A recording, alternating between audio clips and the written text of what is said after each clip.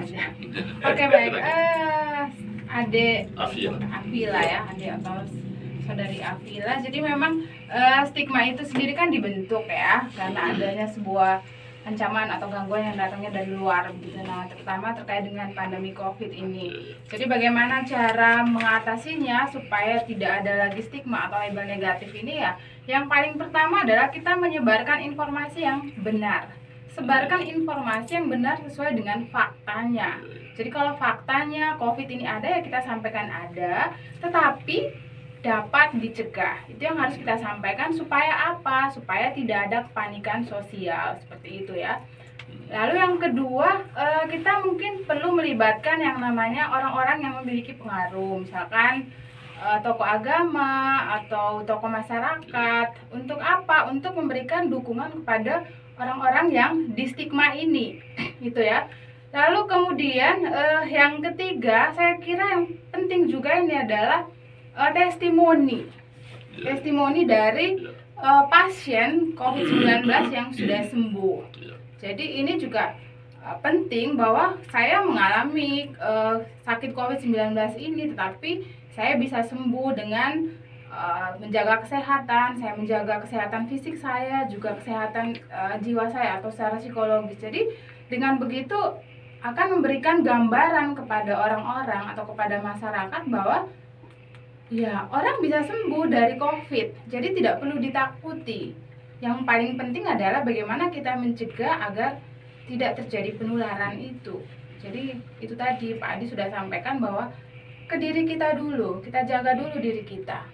Imunitas secara fisik, juga imunitas secara psikologis. Dua-duanya dapat sangat meningkatkan kekebalan tubuh yang kemudian pada akhirnya akan mencegah kita tertular dari virus ini. Saya kira itu. Baik, Pak Adi bisa tambahkan ini. Baik. Berkaitan Ibu Afila. Untuk Ibu Afila sebenarnya stigma ini kan dibangun karena kesalahan persepsi. Iya. Oke. Jadi betul apa yang disampaikan Ibu Nancy tadi bahwa pastikan dulu semua informasi yang masuk yang Ibu terima tentang bagaimana penyebaran virus ini, lalu efek samping dan sebagainya. Kemudian kan tidak semua gejala sakit itu mengarah ke COVID. Kami bahkan punya informasi bahwa di awal-awal pandemi itu orang sampai takut ke rumah sakit. Ya. Karena takutnya nanti divonis COVID gitu. Padahal sebenarnya tidak, karena ada gejala-gejala yang menunjukkan bahwa orang ini ya mungkin saja terpapar COVID, tapi belum tentu itu COVID. Misalnya demam, kemudian sesak napas, hilang. Yang paling sekarang paling pasti itu kalau dia sudah kehilangan indera penciuman ya atau tidak bisa mencium secara baik, bau secara baik lagi. Kemudian ada lagi yang baru yang delirium ya. Kemudian ada halusinasi dan sebagainya, itu yang terbaru. Tapi yang jelas pastikan dulu informasinya, dan biasanya itu keluar dari situs-situs resmi misalnya WHO dan sebagainya, sehingga kita yakin betul. Kemudian tidak semua sakit, tadi saya bilang itu tidak semua sakit menunjuk COVID. Lalu kalau saya pribadi sayang dengan keluarga, kalau memang saya merasakan gejala sakit seharusnya saya jujur. Nah, mungkin Bapak Ibu sekalian mengikuti perkembangan selama ini bahwa kita sempat nakes kita itu ada sekitar 21 yang harus masuk karantina. Yang kemarin harus ketidakjujuran. Iya, yang sebenarnya berjuang bersama kami, tetapi karena ketidakjujuran dari pasien, akhirnya mereka harus dikarantina. Syukur mereka semua negatif setelah di swab. Tetapi bayangkan kalau nakes kita ini terpapar gitu loh. Mereka sebenarnya pertahanan terakhir. Kalau misalnya mereka terpapar, lalu siapa yang mau menolong kita lagi? Gitu. Jadi yang pasti adalah Bapak Ibu sebenarnya jujur, dan ada baik juga kalau misalnya merasakan gejala-gejala itu melakukan pemeriksaan, karena kembali tadi kalau saya bilang kalau kita sebar cinta untuk keluarga, ya paling tidak kita harus berani untuk melakukan tes. Dan tidak masalah sebenarnya tes ini kan untuk memastikan kita sehat atau tidak. Kalau kita tidak sehat, kita juga bisa melakukan karantina. Dan kami sekarang mendorongnya itu ke karantina mandiri, Om Ansel. Jadi kita tidak lagi kayak kemarin dari bulan April itu lebih ke karantina terpusat, karena tadi stigma tadi terlalu besar. Karena PR-nya sekarang ini sebenarnya bagaimana membangun stigma positif di tengah masyarakat. Nah, dengan mengkarantina terpusat sebenarnya stigma itu yang terbangun, sehingga pemerintah sekarang satuan gugus tugas lebih mendorong ke karantina mandiri.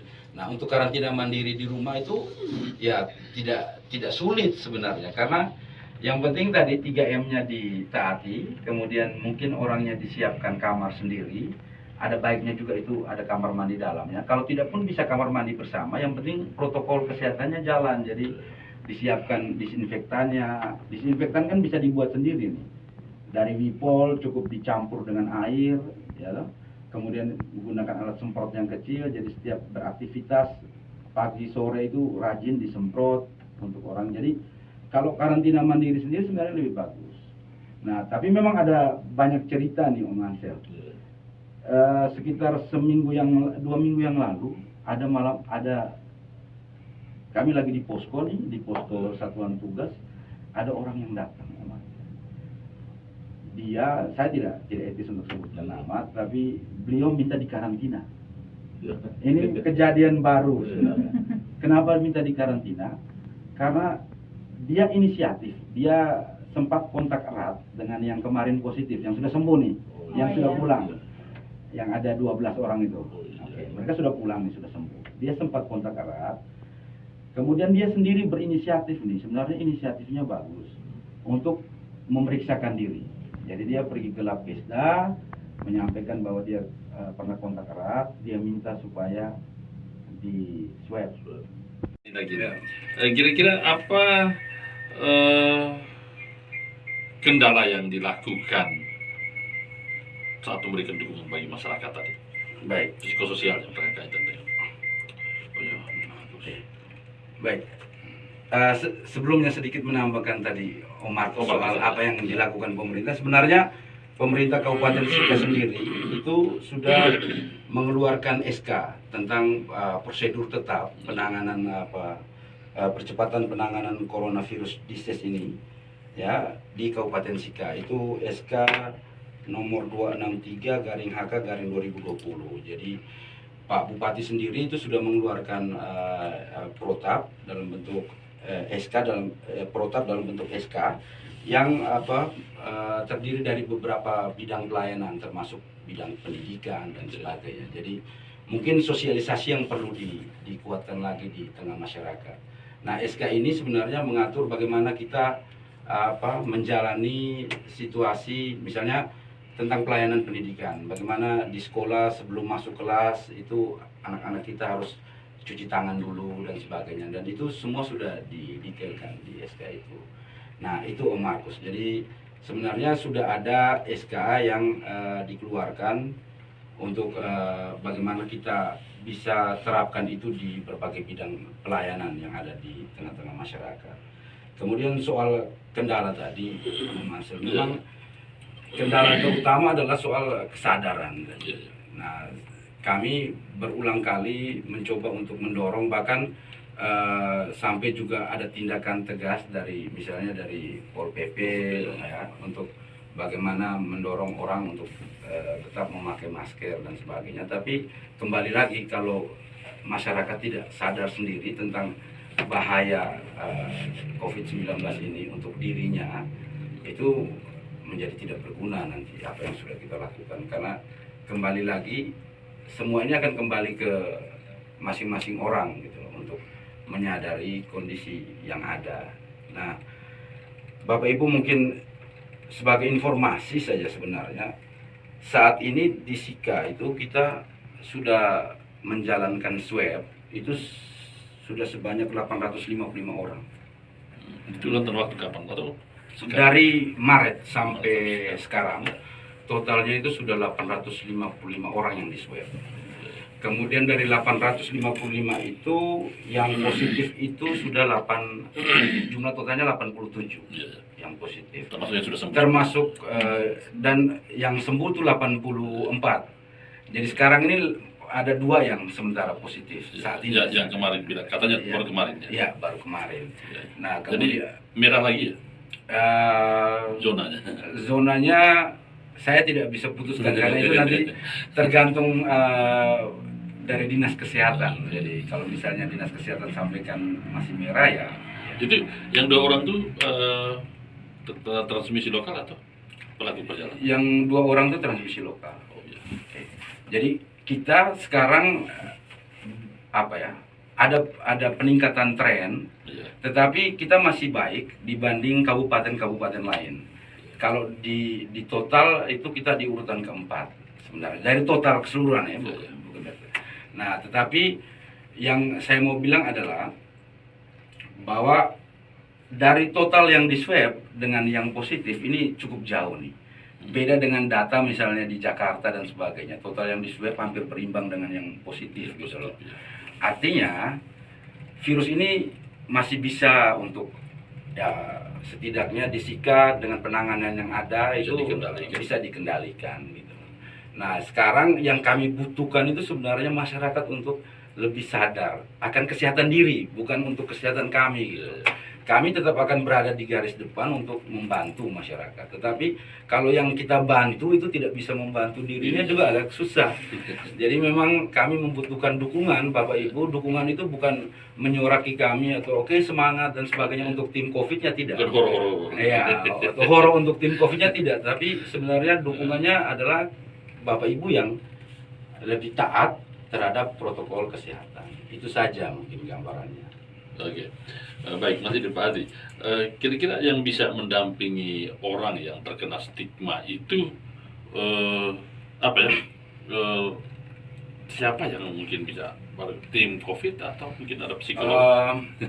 Kalau di satuan tugas sendiri di kabupaten kita memang tidak ada tim khusus untuk melakukan pendampingan karena yang kita lakukan cuma edukasi.